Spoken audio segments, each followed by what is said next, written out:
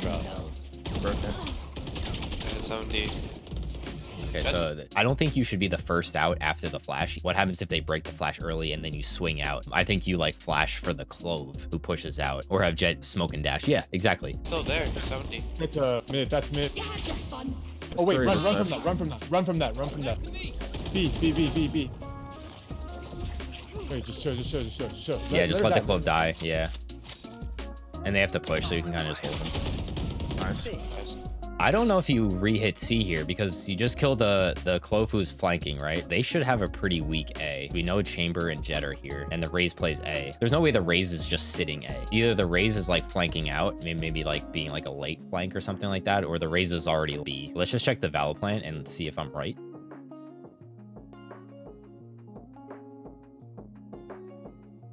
Hello. Feels good to be right.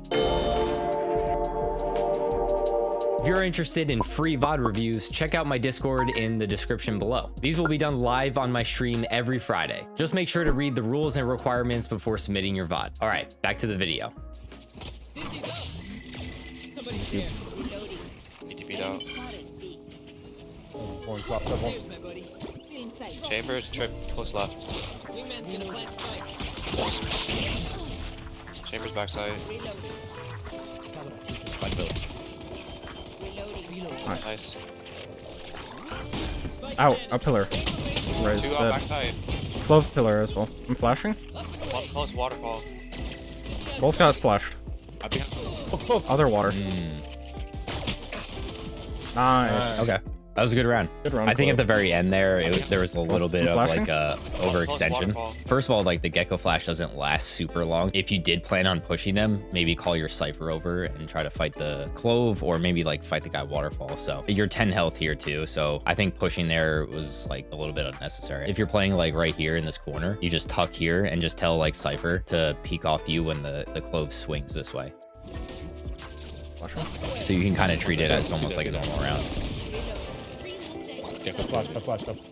Like usually what I'll say if I'm one off ult, I'll tell my team like, yo, let's play for that orb, and then I'll ult sight so we can execute. Because I think like ulting with Thrash into C is insanely good. And especially if you can use it again for the retake and you're on bonus. Your teammates kind of just rushed in. Maybe even if you contacted up C first, grab the orb, and then you hit with the Thrash. You had the right idea, you were going to use it, but I think it was just obviously too late because your team already executed. So if they knew that you were going to grab orb and then go, then I think that's probably a better way to play. But you still have it for post plans. Door. I'm roofing Thrash. I'm gonna go back pillar with it. Door. One on top of the map. There's 2 in water. There's a vandal on my Okay. body. Good info. One CT.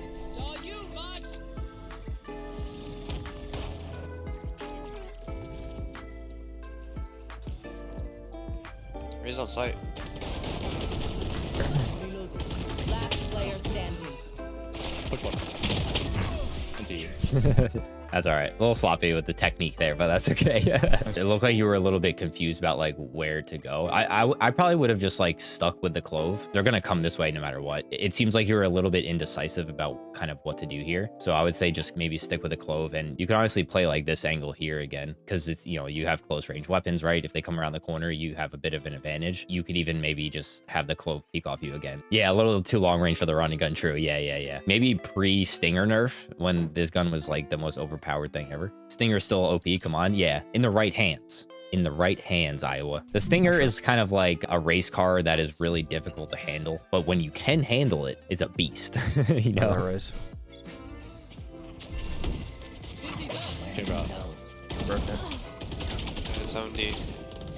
Okay, so they kind of started to counter the C there by pushing out together. Sentinel will play C most of the time, and they'll push out with like a duelist, like their Jet or someone who can kind of get out. Like if both enemies can have like a get out of jail free card, then the C fight for them is pretty good, especially if they one way and they try to like control that space. I don't think you should be the first out after the flash. What happens if they break the flash early and then you swing out? You don't really want to be the first one to die. So I think you like flash for the clove who pushes out, or have Jet smoke and dash. Yeah, exactly. Obviously like the duelists are going to be like the #1 choices there, but I think when clove has an ult up, you know, you kind of let them take first contact. Still there, 70. It's mid, that's mid. It's Oh wait, three run to from set. that, run from that. B. Hey, just show. Yeah, just let the clove die. Yeah. And they have to push, so you can kind of just hold them. Nice. Nice. I don't know if you re-hit C here because you just killed the Clove who's flanking, right? They should have a pretty weak A. We know Chamber and Jet are here, and the Raze plays A. There's no way the Raze is just sitting A. Either the Raze is like flanking out, maybe like being like a late flank or something like that, or the Raze is already B. Let's just check the Valor plant and see if I'm right.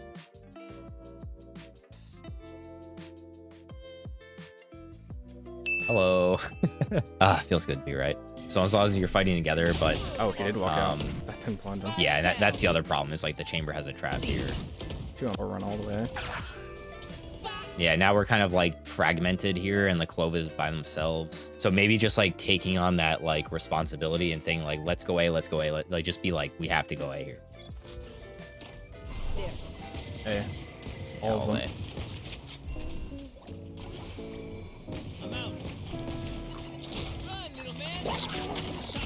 We're in tree. 2 more.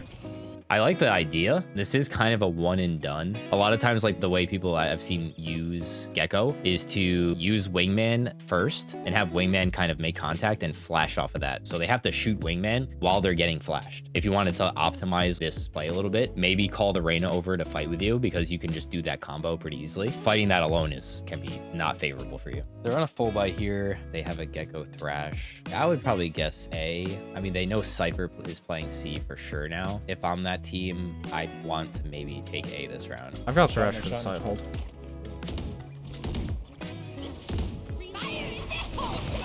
Rushing front side.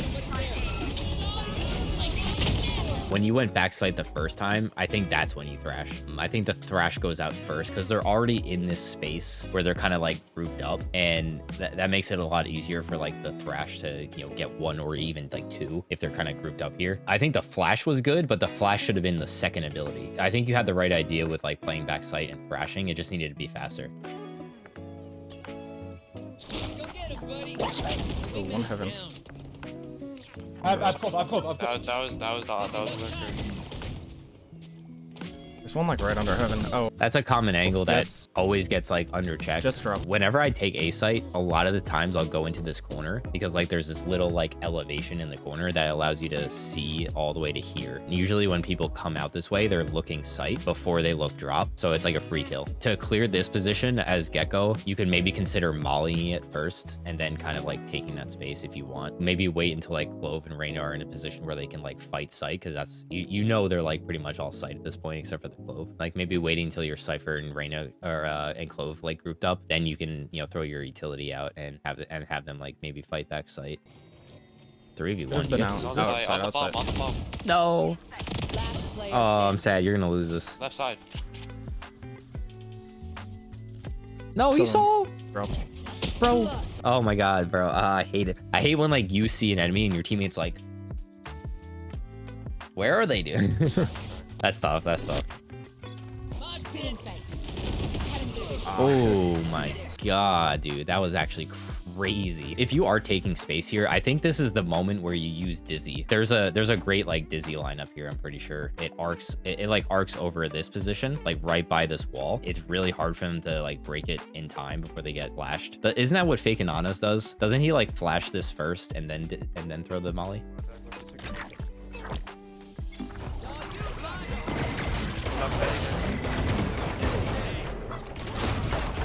Oh, two stuck here, stuck here. Ale broken. You can only molly first with a stun. That's why I think maybe the flash first is better. And as you're throwing the molly, maybe try to tuck behind the boxes this way so that you like unswing this angle. I guess like what you could do here is with the Reyna, have the Reyna flash, you know, even wider so that they get flashed by Reyna first and then the Dizzy comes in and flashes. So that's an option potentially. But yeah, I mean, Chamber still hit a nice shot here, but it could have been played a little bit differently. Hey, sounds like 3 or 4.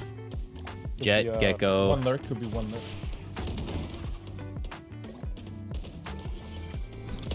Yeah, they could.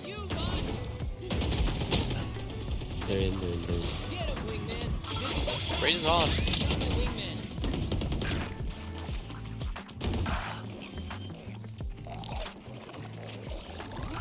Spike planted. Nice. I'm gonna thrash. I got Gekko. The Thrash again in this backside position could have been a little bit earlier. There's probably more on site that could have been, you know, close together to get more value out of the ult. I don't have wingmans to fuse. Drop. Honestly, not bad. Like you got yours there. That's tough. I think the Molly's fine to kind of like split up their attack a little bit. The Jet is watching a main or like front sight for you, right? And you know that they're separated in tree from the Molly. So I think you just have time here if you get back sight really quickly to just pop Thrash first. And then you can like maybe even use a Dizzy to like blind them and then push out with your Jet or your Reyna and finish them off. You already knew that the Jet dashed, right? The Jet is not going to be able to dash back sight on you when you pop ult. Regardless, your Jet is watching front sight for you and they're not really out tree yet. So I think you had enough time to just get back sight quickly and pop ult. I think your attack was pretty solid. The pre-rounding was really good. I think the fact that you are trying to like make a plan early round is something that is very like valuable. As an initiator, your duelists would love to have the information that you are going to use an ability for them to play off of. I think you definitely did that in a lot of cases where you like flashed mound for your teammates to kind of push into, but sometimes you would be the first one in, which I think is like, you have to adjust or at least comment, say like, I'm flashing for you, Jet, or like flashing for Reyna. Defense. So I think faster decision making, and we saw that like multiple times. If you made decisions a little bit faster with like your ability usage and just having your teammates be able to play off of that. So waiting for teammates to retake to use your util. When I use this utility, can my teammates make a play off of it? Are they in a position where I can flash out, or maybe they can take aggro first and then I flash, that kind of thing? Because it just felt at times that you were a little bit fast on just getting the abilities out because you wanted to retake quickly. That's something that you might have to be more like conscious about. Eventually, like those fast decision making skills will start to become more like subconscious as you get better and better at them and consciously like practice them. Unfortunately, it's not like a mechanic where you can just go into the range and practice faster decision making. You know, it's kind of like an experience thing. At the very least, like commit to a decision that you have, even if it doesn't necessarily feel like the right decision, but just commit to it quickly. I feel like you have to kind of work on the speed first, and then once the speed comes, you can think about like what the right decision is a little bit better as you get better at it. This is something, like I said before, like your awareness of like the enemy's utility and how they're going to use it, I think is pretty good. This is something I learned from getting coaching from Kempeki. He would talk to me a lot about how when he's playing on defense, he's looking at the enemy's behaviors,